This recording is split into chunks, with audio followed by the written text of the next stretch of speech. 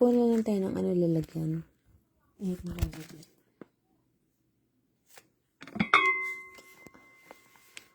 Ni ano sabi mo?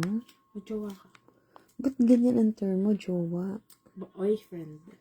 Tagalog term lang naman. Matanda na ako, mag-jowa-jowa Di pa. mag-asawa ka ulit. Wala na magkakagusto sa akin. What? That's fake talk. Mga pangit kami nagkakagusto eh. I'm old for that. 50? No, that's not I'm old. 54. Ano ako ka pa? Ayun na yung mga... Do you not take washing your hands, I'm going to wash my hands. Don't you worry.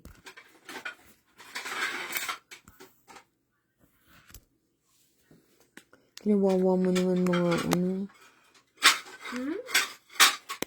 Ano pa? Bakit sabi? Sorry? Bakit hindi mo prefer mga Pinoy? Ewan ko. Yung jowa ko, hindi European na yun. Ba't jowa ang term mo? Yung boyfriend. Boyfriend. Ko, European na yun. O kaya, kasintahan. Husband. Sure.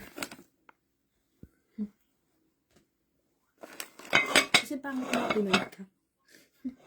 Ano ba kubo? Ay, sorry po.